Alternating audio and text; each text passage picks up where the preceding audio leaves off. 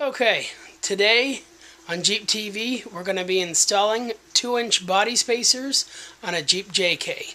As you can see behind me, we have a YJ in here that we already have taken apart. We're going to be working on this pretty soon.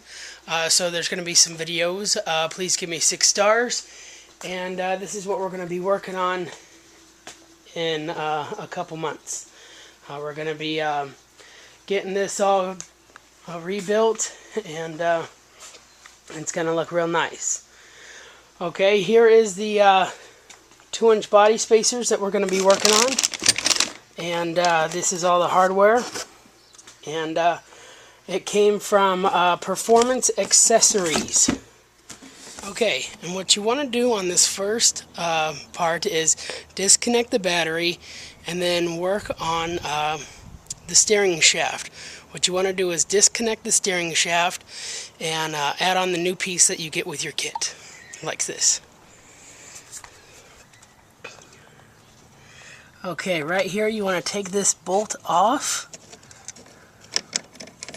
Okay, you also want to mark it with some chalk to see where it goes, and then you want to pull down the shaft here until it comes off. Kind of plunge it in a little bit, kind of put it out of the way. Okay, so that way you can put your new piece on and keep going from there. Okay, and once you have found your piece right here and connected it, just don't tighten the bolt down all the way, and the other bolt you can leave out because we're going to be lifting up the whole frame.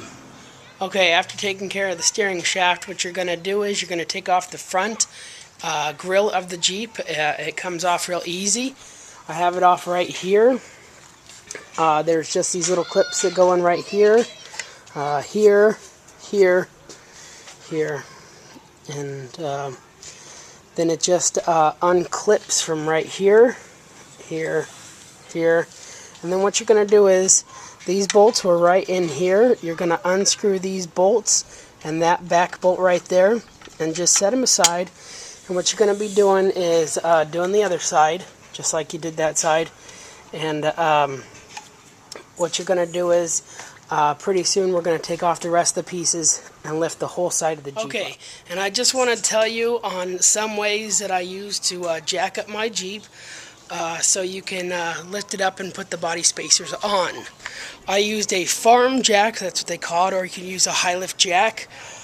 And I used a piece of wood and used it on the pinch seams to lift it up, and it lifted up the whole body, and it did what I needed it to do. And you can just repeat the process for the other side. Okay, after removing the side bolts, what you're going to do is you're going to pull them out, and you're going to take them over here to this vise.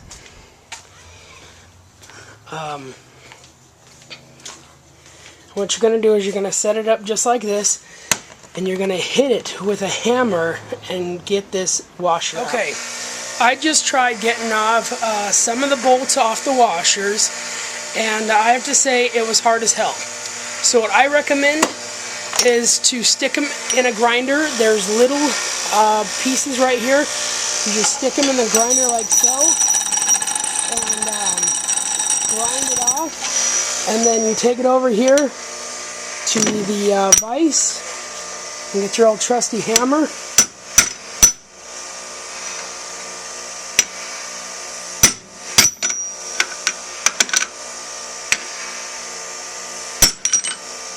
And it comes right out.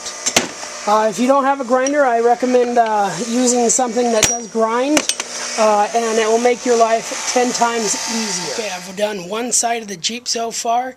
It's leaning pretty bad, but we're going to get to the other side right now. See how bad it's leaning? And then what you're going to want to do is, right in here, you're going to have to take off the whole thing and pound out the bolts. And then here's what that looks like. You're going to leave those loose, that way you can get to the other side.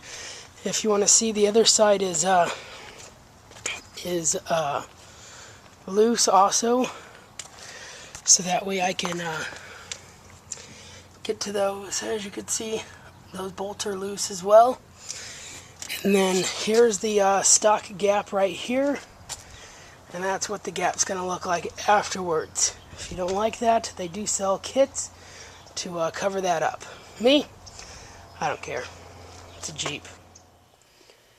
Okay, and what you want to do is you want to put a little bit of thread sealant on this, so that way when you put the bolts back in, it makes them nice and tight. You want to just kind of rub your finger on it and get it all over the threads here, and that will make sure it seals nice and tight. 80 pounds of pressure for each. Okay, I've finished putting on the 2-inch spacers, and this is what the Jeep looks like now. And pretty soon we're going to take it for a test drive and see how it feels. Okay, as you can see, there's the 2-inch spacer right there, just tucked underneath. And you could get a better look right there. It just sits on top of the already existing rubber mounts, and that's how you lift it up.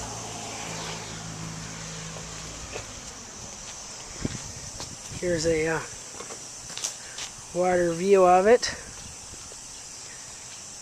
and this is the space that you're going to have in the back. And you can see the rubber right there. Over and all, the Jeep is super high. Barely fits in my garage. Okay, one thing that I have to say is the little piece, the little extensioner that they gave me, I tried putting it where it said to put it, and it didn't work. It started hitting my header, and it was no good. So I had to relocate it to the bottom steering shaft so that way it will work, and this is what it looks like. Here's the top part right here, and as you can see, it was hitting my exhaust right there. And I have some scrapes now. It still looks fine, but kind of made me mad. And this is where I put it now, right here. It's the new adapter, and just be careful on how you set it up. Okay, another trouble I had with was the gear shifter and the transfer case. What you want to do is, instead of taking apart your whole center console, I just drilled some holes. Looks kind of crappy, but it's only cosmetic on the underside. You're not going to see it. So this is what I've done. As you can see there, it doesn't look all that good. Now there is a boot that covers that. You want to keep that boot. Don't jack that boot up. And just cut out a piece of the metal. And this is me trying to shift. It was hitting the metal piece, and I cut it all out, and I have no problems now.